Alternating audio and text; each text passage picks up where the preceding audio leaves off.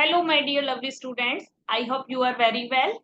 And this is Sapna Chaudhary. And again, welcome to back to my YouTube channel, Physics Kota Junction, the finest and easiest way to learn the concept. The channel, my dear lovely student, where you can feel the subject and then you realize that you're an issue but with a subject. So we are going to start today's session. So before starting anything, very first of all, I would like to recall what we studied in our last class about method of charging. Last class में हमने क्या पढ़ा है वो मैं आपको एक बार remind करा देती हूँ। यहाँ पर लास्ट वीडियो में हमने सबसे पहले मेथड ऑफ चार्जिंग के बारे में पढ़ा था। मेथड ऑफ चार्जिंग से पहले हमने देखा था कंडक्टर और इंसुलेटर्स के बारे में, conductors and insulators. Last class में हमने मेथड ऑफ चार्जिंग के बारे में देखा था, मेथड ऑफ चार्जिंग की स्टडी की थी। मेथड ऑफ चार्जिंग की स्टडी करने से पहले हमने सबसे पहले कंडक्टर्स एंड इंसुलेटर्स, तो हमने बताया था कंडक्टर्स क्या होते हैं। Conductors they which allow electricity to pass through the easily are called conductors. जिनमें से क्या है इजीली इलेक्ट्रिसिटी पास हो जाती है उन्हें हमने कंडक्टर्स बोला था। जैसे हमने एग्जांपल भी दिए थे, मेटल्स, ह्यूमन, अर्थ। और इंसुलेटर क्या है, अपोजिट बताया था मैंने इसमें, those which offer high resistance to the passage of electricity through them are called insulators. तो ये है ग्लास, रबर, ये क्या है, इनमें से क्या नहीं होती है, इलेक्ट्रिसिटी पास नहीं होती है। Do not allow electricity to pass through them is called insulators. फिर हमने मेथड ऑफ चार्जिंग के बारे में देखा था, डिटेल में आप क्लास देख सकते हो last videos. Method of charge, methods of charging में मैंने आपको बताया था, सबसे पहले जो मैंने आपको बताया था charging by friction, charging by friction. And second जो था हमारा मेथड वो था इलेक्ट्रोस्टैटिक इंडक्शन। देन थर्ड जो था हमारा इसमें आएगा कंडक्शन, चार्जिंग बाय कंडक्शन। इनके कुछ इंपोर्टेंट पॉइंट्स देखे थे हमने। अब मैं ज्यादा टाइम नहीं लूंगी इसको बताने के लिए, आप लास्ट वीडियोस देख सकते हो और इसके हमने कुछ न्यूमेरिकल्स भी करे थे इन पे based. And now today we will discuss about Coulomb's law. And students, this session today is all about Coulomb's law. तो कूलम्ब्स लॉ पढ़ने से पहले हम जानेंगे कूलम्ब्स लॉ की स्टडी हम क्यों करते हैं, why we do study Coulomb's law, और क्या जरूरत पड़ी हमें कूलम्ब्स लॉ को पढ़ने की। तो स्टूडेंट, अभी तक आपने पढ़ लिया है कि कूलम्ब्स लॉ, अभी तक हमने क्या देखा है, हमने अभी तक पढ़ा है कि हमारे पास में क्या है, टू टाइप्स के चार्जेस होते हैं, एक होता है पॉजिटिव और एक नेगेटिव। अब क्या है, अगर ये लाइक चार्जेस है, जैसे हमने पढ़ा था, अगर ये लाइक चार्जेस हैं तो इनके बीच में क्या होता है, रिपल्शन होता है। लाइक चार्जेस हैं तो इनके पास, इनके बीच में क्या होता है, रिपल्शन फोर्स लगता है। अगर ये अनलाइक चार्जेस हैं, अनलाइक मीन्स अलग अलग है, मतलब एक पॉजिटिव है और एक नेगेटिव है, तो इनमें कौन सा फोर्स अप्लाई होता है, अट्रैक्शन फोर्स। कौन सा फोर्स लगता है इनमें, अट्रैक्शन फोर्स। तो ये रिपल्शन फोर्स और अट्रैक्शन फोर्स जो लगता है, इस फोर्स की वैल्यू क्या होती है, दो डिफरेंट या सेम चार्ज के बीच में जो फोर्स अप्लाई हम करते हैं कूलम्ब्स लॉ में, फोर्स की वैल्यू कितनी होगी, मैग्नीट्यूड कितना होगा, ये हम यहाँ पर डिस्कस करेंगे। तो we can say like that Coulomb's law gives an idea about the force between two point charges. Two point charges means ये डायग्राम में दे रखा है, जैसे आप देख सकते हो यहाँ पर टू पॉइंट चार्जेस आपको दिखा रखे, एक Q1 है और एक Q2 है। Point charges mean we mean that in physics the size of linear charged bodies is very small as against the distance between them. आप बोल सकते हो size of charge body are very small as compare to the distance. इसका जो size जो होगा इस body का या इस चार्ज का, इसके डिस्टेंस के कंपेयर में क्या होगा, बहुत ही ज्यादा स्मॉल होगा। तो हम इसे क्या कंसीडर कर देते हैं, पॉइंट चार्ज। तो एक है Q1 और एक पॉइंट चार्ज लिया है हमने Q2। ये दोनों चार्जेस सेम नेचर के भी हो सकते हैं और डिफरेंट नेचर के भी हो सकते हैं। तो और इनके बीच में जो डिस्टेंस होगी वो क्या है, r दे रखी है। अब क्या बोलता है कूलम्ब्स लॉ का जो स्टेटमेंट है, the electrostatic force of attraction between two point charges is directly proportional to the product of magnitude of charges। तो हम इस स्टेटमेंट को इस तरीके से लिख सकते हैं, electrostatic force of interaction between two point charges is directly proportional to the product of magnitude of charges। जैसे magnitude of charges किधर रखे, Q1 and Q2। एंड आगे जो है हमारा स्टेटमेंट क्या बोल रहा है इसमें, and inversely proportional to the square of distance between them। अब इनवर्सली प्रोपोर्शनल जो होगा वो क्या होगा, स्क्वायर ऑफ डिस्टेंस, डिस्टेंस के स्क्वायर के इनवर्सली प्रोपोर्शनल होगा। तो आप इसे मेंशन कर सकते हो यहाँ पर, equation first and equation second. And this force always works along the line joining the two centres. आपको याद रखना है ये हमेशा जो फोर्स है जो ऑलवेज वर्क करेगा along the line joining the two centres के बीच में। अब इस दोनों इक्वेशनों को हम कंबाइन करके लिखते हैं तो हमारे पास में क्या आता है, F Q1 Q2 upon R square. And F proportional का साइन हटाएंगे, कांस्टेंट आएगा K Q1 Q2 upon R square. And ये रिजल्ट आता है हमारे पास में कूलम्ब्स लॉ का। And now let's move on the next slide. क्या रिजल्ट आया था हमारे पास में कूलम्ब्स लॉ का, F equal to K Q1 Q2 upon R square. अब यहाँ पर जो k है, k क्या है, एक इलेक्ट्रोस्टैटिक कांस्टेंट है। आप बोल सकते हो यहाँ पर k क्या है, इलेक्ट्रोस्टैटिक कांस्टेंट, इलेक्ट्रोस्टैटिक कांस्टेंट है। अब k की जो वैल्यू होती है यहाँ पर, आप k को क्या लिखोगे यहाँ पर, k हम k equal to 1/4 pi epsilon. k हमेशा जो डिपेंड करेगा वो मीडियम पे डिपेंड करेगा। k यहाँ पर जो डिपेंड करेगा वो किस पे करेगा, मीडियम पे। अब यहाँ एप्सिलॉन क्या है, एप्सिलॉन यहाँ पर परमिटिविटी है, किसकी, मीडियम की। एप्सिलॉन परमिटिविटी है, परमिटिविटी ऑफ मीडियम। अगर इस k की वैल्यू को हम फ्री स्पेस के लिए लिखेंगे तो इस तरीके से लिखेंगे, k इक्वल टू, मैं फोर्स का ही फॉर्मूला लिख देती हूँ पहले, F equal to 1/4 pi epsilon naught Q1 Q2 upon R square.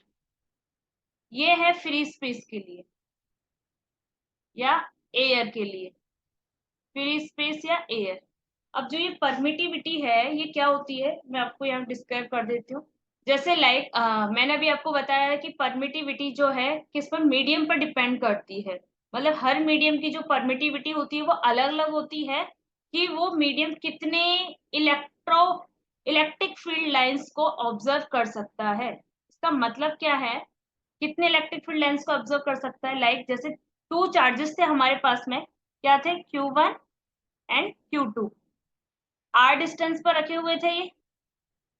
अब ये दोनों चार्जेस हैं, यहाँ पर हम कंसीडर कर लेते हैं, ये रखे हुए हैं एयर में। यहाँ पर रखा है Q1 चार्ज और ये रखा है Q2 चार्ज, और ये क्या है, एयर। देन अब यहाँ से जैसे मैंने कंसीडर किया, यहाँ से आ रही है 5 electric field lines, 1 2 3 4 and 5 electric field lines यहाँ से एंटर कर रही हैं। एंड यहाँ से जो है ओनली 1 इलेक्ट्रिक फील्ड लाइन्स क्या हुआ, एयर ने एब्जॉर्ब कर ली, और रिमेनिंग बची हैं हमारे पास में 4 electric field lines. 4 electric field line क्या है, यहाँ से एग्जिट हो गई। तो क्या है, जो एब्जॉर्ब करी है जो लाइन वो क्या है, एप्सिलॉन में, मतलब परमिटिविटी है। तो यहाँ पर परमिटिविटी कितनी आएगी, 1, ओनली 1 ही लाइन एब्जॉर्ब की है। और जो फोर्स जो अप्लाई हुआ है वो फोर्स है जितनी इलेक्ट्रिक फील्ड लाइंस यहाँ से एग्जिट हुई हैं। जैसे हमने देखा 4 इलेक्ट्रिक फील्ड लाइंस यहाँ से एग्जिट हुई हैं, तो इतना फोर्स लगा है यहाँ पर। और इतनी लाइन क्या हुई है, एब्जॉर्ब हुई है। मतलब मीडियम ने कितनी इलेक्ट्रिक फील्ड लाइंस को ऑब्जर्व किया है यहाँ पर, ओनली 1 इलेक्ट्रिक फील्ड लाइंस को। तो इसकी परमिटिविटी कितनी होगी इसकी, 1। अब इसी मीडियम को मैं वाटर में रख देती हूँ। अब इन्हीं दो चार्जेस को मैं कहाँ रखूंगी, वाटर में। सेम इस तरीके से ही Q1 और Q2। अब ये वाटर में रख दे हमने। अब क्या होगा, यहाँ से सपोज करो सेम वही 5 इलेक्ट्रिक फील्ड लाइंस यहाँ पास आउट हो रही हैं। अब क्या होगा, 5 इलेक्ट्रिक फील्ड लाइन में से यहाँ से 3 इलेक्ट्रिक फील्ड लाइंस एब्जॉर्ब हो गई हैं वाटर के थ्रू, और एग्जिट हुई हैं ओनली 2 इलेक्ट्रिक फील्ड लाइंस। तो फोर्स कितना है हमारा, 2 इलेक्ट्रिक फील्ड लाइंस की वजह से जो फोर्स लगेगा ये हमारा है। अब यहाँ पर जो एप्सिलॉन की जो वैल्यू होगी वो कितनी आएगी, 3। वाटर की वजह से जितनी लाइंस ऑब्जर्व करा है वो हमारी परमिटिविटी है। तो यहाँ मीडियम की जो वाटर मीडियम लिया उसकी परमिटिविटी कितनी है, 3, और यहाँ एयर लिया था उसकी परमिटिविटी 1।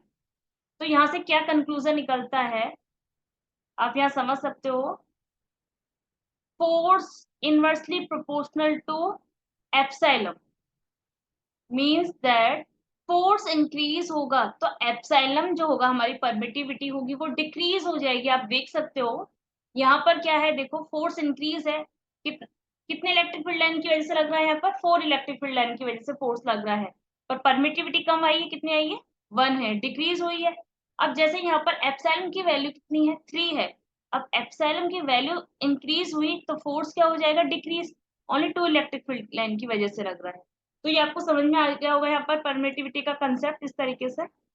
तो observation power of electric field line की वजह से यहाँ पर क्या है, परमिटिविटी हमें देखने को मिलती है। तो हर मीडियम की परमिटिविटी क्या होती है, अलग अलग होती है।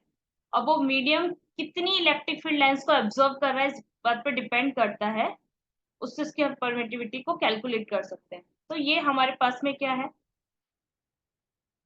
फर्स्ट जो ये इक्वेशन जो है, इस इक्वेशन को आप नाम दे दोगे यहाँ पर ए, एंड सेकेंड इक्वेशन है मीडियम और स्पेस की वजह से आप लिख सकते हो। Let's move on the next slide. F M equal to 1/4 pi epsilon M medium की वजह से, Q1 and Q2 upon R. इस इक्वेशन को बी नाम दे दो। अब आप क्या करोगे, डिवाइडेड ए बाय डिवाइडेड 2। तो आपके पास में जो है ये है फ्री स्पेस की वजह से अपॉन मीडियम की वजह से आएगा। तो क्या आएगा, ये epsilon M upon epsilon naught, और ये होगा एप्सिलॉन आर के equal.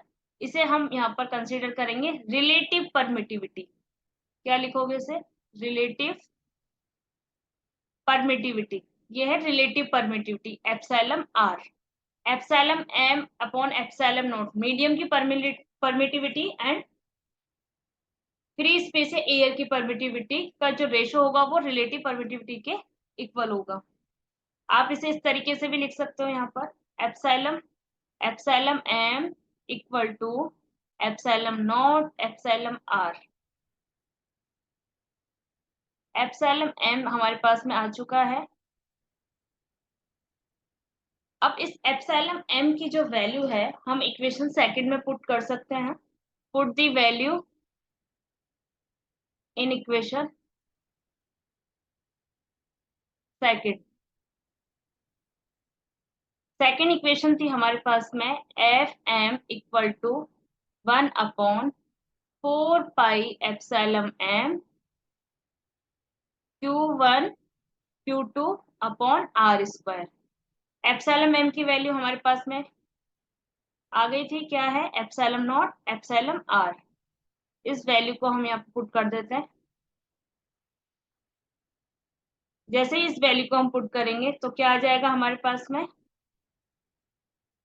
F M 1/4 pi epsilon naught epsilon R Q1 Q2 upon R square. Dielectric constant जो है हमारा एप्सिलॉन आर, उसकी वैल्यू हम यहाँ पर क्या कर देंगे, 1 पुट कर देंगे एयर के लिए। तो क्या होगा यहाँ पर, ये एफ एम इक्वल टू क्या आ जाएगा, 1/4 पाई एप्सिलॉन नॉट बचेगा। इस 1/4 पाई एप्सिलॉन नॉट को हम क्या लिख देंगे, के Q1 Q2 upon R square. तो हमारे पास में इस तरीके से मीडियम के लिए ये रिजल्ट आ जाएगा कूलम्ब्स लॉ का। अब यहाँ पर क्या है, देखो यहाँ पे आपको दिखाई दे रहा होगा ये पॉजिटिव और नेगेटिव Q1 और Q2 रखा है। इनका जो फोर्स है Q1 की वजह से Q2 पर लग रहा है वो इस डायरेक्शन में F21 है, और Q1 पर Q2 की वजह से लग रहा है वो F12 है। अपोजिट डायरेक्शन में फोर्स लग रहा है, और इसमें जो फोर्स लग रहा है वो इन दोनों के अपोजिट ही लग रहा है, F12 और ये F21। तो इस केस पे क्या है, आप इस तरीके से इसे लिख सकते हो इस केस को, F12 इक्वल टू F21। जो फोर्स होगा वो टोटल फोर्स के इक्वल होगा। अपोजिट डायरेक्शन में जो लग रहा है मतलब मीन्स इनका मैग्नीट्यूड जो होगा वो सेम होगा यहाँ पर टोटल फोर्स के। तो आप यहाँ पर लिख सकते हो F directly proportional to Q1 and Q2 upon R square. जैसे यहाँ पर मैंने ये लिख रखा है ये रिजल्ट। अब देखो क्या है इसमें, F directly proportional Q1 Q2 upon R square, और यहाँ पर K की वैल्यू आ चुकी है हमारे पास में। अब यहाँ K क्या है, प्रोपोर्शनली कांस्टेंट है, कूलम्ब्स कांस्टेंट, इलेक्ट्रोस्टैटिक कांस्टेंट, जो मैंने आपको बता दिया है। अब यहाँ पर जो K की जो वैल्यू होगी, value of K depends upon the choice of system of units. आप लिख सकते हो उसका ऐसा ही जो यूनिट होगा K का, K इक्वल टू इसकी जो वैल्यू है पहले ये लिख लो 9 इंटू 10⁹ ऐसा यूनिट आप कैसे फाइंड आउट कर सकते हो उसके, देखो यहाँ पर क्या है, K की वैल्यू को आप ऐसा यूनिट फाइंड करने की बता रही हूँ मैं। F, ये R कहाँ जाएगा, इधर R square upon Q1 Q2 equal to क्या आ जाएगा, K। अब यहाँ से आप क्या निकाल सकते हो उसकी ऐसा यूनिट, इजीली ध्यान नहीं रख पाते पर इस तरीके से निकाल सकते हो। क्या होगा, देखो फोर्स का क्या होता है, न्यूटन, और ये डिस्टेंस है तो इसके लिए मीटर स्क्वायर अपॉन ये कूलाम, चार्ज का होता है, ये टू चार्जेस है, कूलाम स्क्वायर, ये इसकी यूनिट आ गई। तो इस तरीके से इजीली आप याद रख सकते हो इसके यूनिट को। अब एक constant is also written as K को आप इस तरीके से भी लिख सकते हो, मैंने आपको बताया था फ्री स्पेस के लिए 1/4 पाई एप्सिलॉन नॉट। अब एप्सिलॉन नॉट क्या है यहाँ पर, permittivity of free space of vacuum. ये देखो यहाँ पर दिखा रखा है वैल्यू के depend upon the choice of system of unit in SI system. K की वैल्यू यहाँ दिखा रखी है, and this constant is also written as K equal to 1/4 pi epsilon naught. अब देखो एप्सिलॉन नॉट की जो वैल्यू है यहाँ पर क्या है, 8.85 into 10⁻12 coulomb square upon newton into metre square. जो के की जो यूनिट थी उसका अपोजिट है इसकी यूनिट, तो इसकी यूनिट भी आप इजीली याद रख सकते हो, के की यूनिट याद है तो आपको। तो ये हो गया हमारा एप्सिलॉन नॉट मतलब परमिटिविटी ऑफ फ्री स्पेस और वैक्यूम के लिए, इसकी वैल्यू आपको डायरेक्ट याद रखनी है 8.85 into 10⁻12 coulomb square upon newton into metre square. और जो फोर्स जो आएगा वो इस तरीके से आप लिख सकते हो उसका formula, F equal to K Q1 Q2 upon R square. के की वैल्यू आप यहाँ से लिख सकते हो फ्री स्पेस के लिए 1/4 पाई एप्सिलॉन। अगर कोई मीडियम दे रखा होता तो यहाँ पर ओनली एप्सिलॉन लिखते आप, तो Q1 Q2 upon R square. Medium के लिए भी आप देख सकते हो, मीडियम के लिए देखो when the point charge system is placed in homogeneous dielectric medium. तो ये आप मीडियम के लिए यहाँ लिख सकते हो FM बराबर 1/4 pi epsilon Q1 Q2 upon R square, ये मीडियम के लिए। तो आपको आ गया होगा फ्री स्पेस और मीडियम दोनों के लिए लिखना कूलाम फोर्स या कूलाम लॉ लिखना। अब देखो जो एप्सिलॉन है ये क्या है, परमिटिविटी ऑफ मीडियम है, एप्सिलॉन नॉट एप्सिलॉन आर मैंने आपको बता दिया था। इसे हम क्या क्या करते हैं, डाइलेक्ट्रिक भी, डाइलेक्ट्रिक कांस्टेंट भी बोलते हैं इसे हम, एप्सिलॉन नॉट एप्सिलॉन आर। अब ये है एप्सिलॉन आर क्या होता है, relative permittivity of medium, epsilon R का है, एंड डाइलेक्ट्रिक कांस्टेंट के से हम इसे एक्सप्रेस कर सकते हैं एफ एम बराबर 1/4 pi epsilon naught epsilon R. ये सब मैं आपको डेरिवेशन में बता चुकी हूँ, Q1/Q2 R² कैसे आया है, एप्सिलॉन आर को बाहर निकाल लिया 1/4 pi epsilon naught Q1 Q2 upon R square, F M F upon epsilon R. Value जो होगी एप्सिलॉन आर की डाइलेक्ट्रिक कांस्टेंट की ऑलवेज 1 से ग्रेटर देन होगी या 1 के इक्वल होगी। और यहाँ पर मीडियम से जो कूलम्ब फोर्स जो होगा वो ग्रेटर देन होगा, उसके इक्वल होगा। Let's move on the next slide. अब हम एक एग्जांपल समझते हैं। यहाँ पर क्या है, why we can not use Coulomb's law for large size body. क्या है इसका मीन, देखो यहाँ पर दो लार्ज साइज बॉडी दे रखी है, इनकी डिस्टेंस r दे रखी है, दोनों पर चार्जेस जो है वो सेम है। क्या है, पॉजिटिव चार्ज और पॉजिटिव चार्ज। तो ऐसा क्या है, क्यों हम इस पर जो लार्ज साइज बॉडी होती है उनके लिए कूलम्ब्स लॉ यूज नहीं कर सकते हैं। तो आप इसका, तो इसके लिए मैं आपको बताती हूँ इसका सॉल्यूशन। सबसे पहले जो भी है हमारी लार्ज साइज बॉडी, जैसे इनिशियली जो हमें बता रखा है इसके लिए इस तरीके से, और इनकी जो डिस्टेंस है वो दे रखी है हमारे पास में r। अब इसके बाद में जो हमारे यहाँ पर कंडीशन जो बनेगी वो इस तरीके से होगी। अब क्या है, दोनों पर सेम टाइप का फोर्स है। अब सेम टाइप का फोर्स है तो क्या होगा, इनकी डिस्टेंस क्या होगी, इंक्रीज होगी।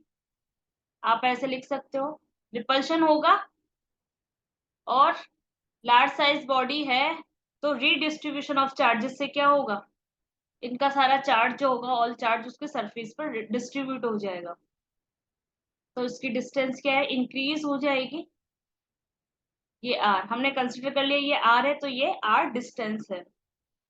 तो when large size charge conducting sphere, आप लिख सकते हो यहाँ पर, व्हेन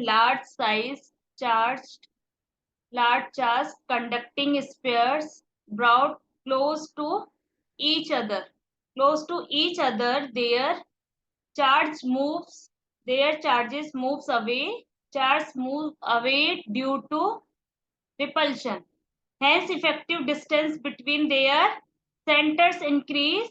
आप बोल सकते हो क्या होगा इसमें, r dash greater than r। Effective distance between their centres increase, क्या हो जाएंगे, इनके सेंटर इंक्रीज होने से इनकी डिस्टेंस भी इफेक्ट होगी, तो r डैश ग्रेटर देन हो जाएगा r से। तो आप इसको इस तरीके से डिस्क्राइब कर सकते हो यहाँ पर, और यहाँ लिख सकते हो जो फोर्स होगा, एक्चुअल फोर्स लेस देन, और जो कैलकुलेट करा है हमने वो फोर्स क्या होगा, ग्रेटर देन होगा कैलकुलेटेड फोर्स, एंड के Q1 Q2 upon r square. अब यहाँ पर क्या होगा, मैं आपको और अच्छे से यहाँ पे डिफाइन कर सकती हूँ कि क्यों लार्ज साइज बॉडी पर चार्ज कूलम्ब्स लॉ अप्लाई नहीं होता है। तो आप बोल सकते हो, electrostatic interaction between charged particles is applicable to large bodies as long as certain conditions are met, and there are practical limitations and complexities that arises when applying Coulomb's law large bodies due to various factors such as the distribution of charge, the geometry of the bodies, and the presence of the other interacting forces। जैसे कुछ reasons होते हैं यहाँ पर आप apply कर सकते हो कि why Coulomb's law to large bodies challenging होता है एक तरह से चार्ज डिस्ट्रीब्यूशन के लिए। तो चार्ज डिस्ट्रीब्यूशन में मैंने आपको बता दिया है, large bodies often have complex charge distribution. Coulomb's law, जैसे अज्यूम कर ले आपने point charges that are concentrated specific locations, and real world scenario जो होता है, charges are often spread out over the surface distribution throughout the volume of a body। तो आप बोल सकते हो यहाँ पर कि जो कैलकुलेटिंग यहाँ पे एग्जेक्टिव फोर्स होगा between all this distributed charges can be mathematical complex and may require advance technique like integration से, न्यूमेरिकल मेथड से आप इसे डिराइव कर सकते हो या यहाँ पर कूलम्ब्स लॉ को अप्लाई कर सकते हो। तो इस तरीके से हम यहाँ पर क्या है, कूलम्ब्स लॉ को अप्लाई नहीं कर सकते। यहाँ पर नेक्स्ट क्वेश्चन इस तरीके से भी राइज होता है, अगर इन दोनों बॉडीज पर फोर्स अपोजिट होता तो तब भी क्या है, हमारा कूलम्ब्स लॉ यहाँ अप्लाई नहीं होता। क्यों नहीं होता, अगर अपोजिट फोर्स होता तो क्या होता, अपोजिट फोर्स होने से अट्रैक्शन होता, और जैसे एक फिक्स डिस्टेंस होती है, या हम बोल सकते हैं एक लाइन में कि कूलम्ब्स लॉ है ओनली पॉइंट चार्ज बॉडीज के लिए ही अप्लाई होता है। इस बात को मैं आगे डिफाइन करूंगी आपको। तो आपको आई होप ये क्वेश्चन समझ में आया होगा अच्छे से, जो हमने डिस्कस किया है अभी। And now let's move on the next slide. Important points about Coulomb's law. First है Coulomb's law is valid for point और point like charges. आ गया है देखो important point. Only Coulomb's law जो valid होता है वो only किसके लिए valid होता है? Point charge और point like charges के लिए. जैसा हमने starting में ही ये define कर लिया है, statement में हमने देख लिया था. And it follows the inverse square law. ये भी आपको clear होगा, ये inverse square law को ही follow करता है. And it follows the law of superpositions. ये only superpositions law को follow करेगा. अब superposition जो law है, law of superposition क्या होता है यहाँ पर हम देखेंगे.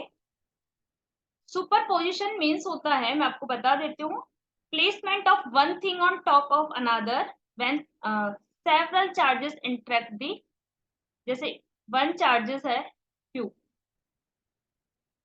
several charges interact the total force on particular charges. Several जैसे Q1 है, Q2 है, Q3 है. तो अभी मैंने बोला when several charges interact the total force on a particular charges is the vector sum of the force. जैसे Q1 की वजह से F1 एंड F2 Q पर जो लग रहा है पर्टिकुलर एक चार्ज पे एंड F3. तो vector sum of the force exerted on it by all other charges according to the principle of superposition of forces, other charges have no effect. क्या नहीं होगा? other charges का कोई effect नहीं होगा on the force of between two charges. अगर इन दो charges के बीच में फोर्स लग रहा है तो थर्ड जो चार्जेस है वो इन्वॉल्व नहीं होगा इसमें. तो इसका वेक्टर सम आप लिख सकते हो, जैसे टोटल फोर्स है F equal to F1 F2 and F3 के सम के इक्वल होगा. ये है सुपरपोजिशन. तो इस लॉ को भी ये क्या करता है? फॉलो करता है. यहाँ पर पर्टिकुलर चार्जेस के ऊपर क्या करते हैं हम? यहाँ पर फोर्स कैलकुलेट करते हैं अदर चार्जेस की वजह से और उनका वेक्टर सम होता है. यस, लास्ट पॉइंट है हमारा, इट इज अ कंजर्वेटिव. ये जो चार्ज होता है ये क्या होता है? कंजर्वेटिव होता है. कुलाम्स लॉ के लिए क्या है? It is a conservative. So electric potential and potential energy can be defined under the influence of this force. Conservative है इसलिए हम इलेक्ट्रिक पोटेंशियल से क्या होगा? पोटेंशियल एनर्जी राइज होगी. तो इसे हम डिफाइन कर सकते हैं under the influence of this Coulomb's force. अब बोल सकते हो. अब यहाँ पर क्या है देखो, नेक्स्ट पॉइंट है हमारा, force between two charges does not depend upon presence of other neighbouring charges. क्या है? Here net force on Q2 will change due to presence of Q3. जैसे लाइक ये है Q1 एंड ये है Q2 और ये है Q3. तो हमने बोला यहाँ पे जो नेट फोर्स होगा ऑन Q2 पर वो will change due to the presence of Q3, but force due to Q1 remains F. जो Q1 पर होगा फोर्स ड्यू टू Q1 की वजह से जो फोर्स होगा किस पर? Q2 पर, वो फोर्स क्या रहेगा? F ही रहेगा, ना कि वो चेंज हो जाएगा किसकी वजह से? तीसरे फोर्स की वजह से. तो ये है Coulomb's force does not depend upon the medium. कुलाम force medium पर डिपेंड नहीं करता है. तो आप बोल सकते हो force between two charges does not depend upon presence of other neighbouring charge. Q2 पर जो फोर्स होगा वो क्या होगा? F ही रहेगा. Let's move on the next slide. अब क्या है यहाँ पर, जैसे हम देखते हैं कोई भी चार्ज है जैसे Q1 है एंड Q2 है, इनके बीच में जो डिस्टेंस है वो रहेगी R. ये फोर्स होगा डायरेक्शन में F, इसकी वजह से Q1 पर, और इधर भी लगेगा F फोर्स. ये है Q1 एंड ये है Q2. इस पर लगेगा F फोर्स और इस पे भी क्या लगेगा? F फोर्स लगेगा, और इनके बीच में जो डिस्टेंस है सेम रहेगी, R रहेगी. ये Q1 और Q2. अब क्या है, इन बोथ केस शॉन, आप देख सकते हो यहाँ पर बोल रखा है net external force on the system is 0। इन पर जो नेट एक्सटर्नल फोर्स होगा सिस्टम पर क्या होगा 0। तो linear momentum of system remains conserve. तो लीनियर मोमेंटम जो रहेगा वो भी क्या रहेगा यहाँ हमारा कंजर्व रहेगा। अगर नेट फोर्स क्या है 0 है तो मोमेंटम क्या रहेगा हमारा कंजर्व रहेगा। फोर्स लग ही नहीं रहा है तो मोमेंटम आएगा ही नहीं। तो मोमेंटम क्या है हमारा कंजर्व है। तो angular momentum of one charge particle with respect to the other remains conserved। यहाँ मैंने बोला है एंगुलर मोमेंटम जो होगा वन चार्ज पार्टिकल का with respect to the other remains क्या रहेगा कंजर्व रहेगा। Here line of action of force is passing through Q2। यहाँ पर क्या है लाइन ऑफ एक्शन जो है force is passing through Q2। आप बोल सकते हो the line of action of force is passing through Q1 क्या है यहाँ पर Q1 भी बोल सकते हो। तो एंड आप बोल सकते हो so torque on one charge with respect to other will be 0। जो टॉर्क आएगा हमारा वो क्या आएगा अदर चार्ज के रेस्पेक्ट में कितना हो जाएगा टॉर्क 0 हो जाएगा। टॉर्क 0 है तो एंगुलर मोमेंटम क्या रहेगा हमारा कांस्टेंट होगा। एंगुलर मोमेंटम L ये क्या हो जाएगा कांस्टेंट। एंगुलर मोमेंटम क्या होता है दिस आप बोल सकते हो angular momentum L equal to rotating body के लिए अप्लाई होता है। This property of rotating object given by moment of inertia times angular velocity. ये है हमारा एंगुलर मोमेंटम। टॉर्क 0 तो क्या हो जाएगा हमारा एंगुलर मोमेंटम कांस्टेंट रहेगा यहाँ पर। तो आप इस तरीके से यहाँ पे डिस्क्राइब कर सकते हो। अब मैं आपके साथ में यहाँ पे कुछ एक्स्ट्रा पॉइंट डिस्कस कर रही हूँ कूलम्ब्स लॉ से related. Coulomb's law first of all आपको याद रखना है Coulomb's law is a intrinsic property. Coulomb's law is a intrinsic nature. It is a characteristics of the substance intrinsic nature। we don't derive it। हम इसे derive नहीं कर सकते because it is a law of nature. क्या है ये nature के द्वारा दिया गया है ये लॉ कूलम्ब्स लॉ। तो ये क्या है हमारे एक तरह से इंट्रिंसिक नेचर है। आप बोल सकते हो it is a intrinsic characteristic of the substance. तो इसे हम डिराइव नहीं कर सकते हैं फर्स्ट ऑफ ऑल। एंड कुछ यहाँ पर लिमिटेशंस हैं कूलम्ब्स लॉ की। हम लिमिटेशंस को डिस्कस कर लेते हैं यहाँ पर। लिमिटेशंस में first of all applicable only for point charge. Applicable only for point charge. ये ओनली पॉइंट चार्ज के लिए एप्लीकेबल होता है। एंड सेकंड जो लिमिटेशंस है this law is valid only where the order of separation between charges is greater than 10 की power minus 15 metre. आप बोल सकते हो this law is valid only where the order of separation between charges is greater than 10 की power minus 15 metre. Means क्या है जो ये लॉ है ये वैलिड होता है ओनली 10 इनकी जो डिस्टेंस होगी वो क्या होगी 10 की पावर माइनस 15 या उसके ज्यादा होनी चाहिए इन चार्जेस के बीच में जो डिस्टेंस है। तो due to exchange of pi meson between two protons आप इसे मैं डिफाइन करती हूँ सेकंड पॉइंट को। सपोज दो प्रोटॉन्स हैं।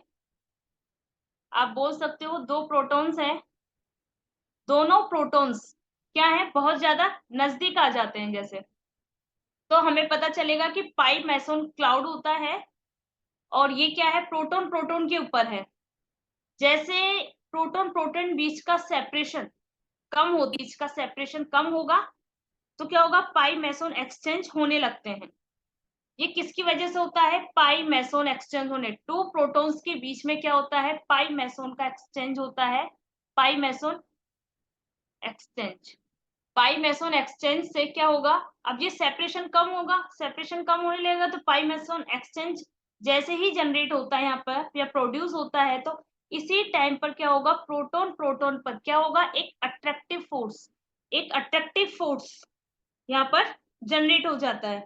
जिससे हम क्या करते हैं, न्यूक्लियर फोर्स कहते हैं इसे, हम क्या बोल देते हैं, न्यूक्लियर फोर्स। न्यूक्लियर फोर्स किससे प्रोड्यूस होता है, पाई मैसोन के एक्सचेंज होने से।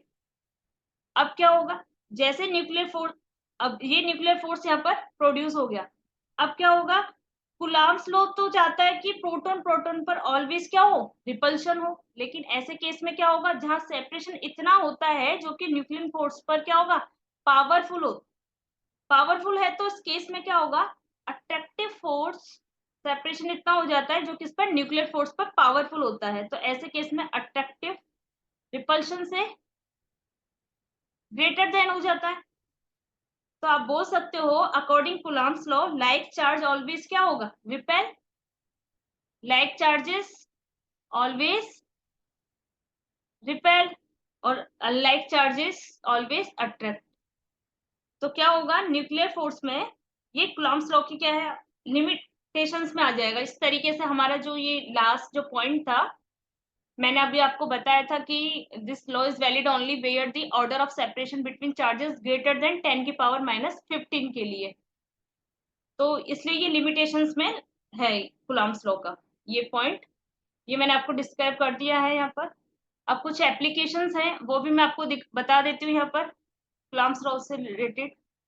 सबसे फर्स्ट जो है application, stability, stability of atoms and molecules.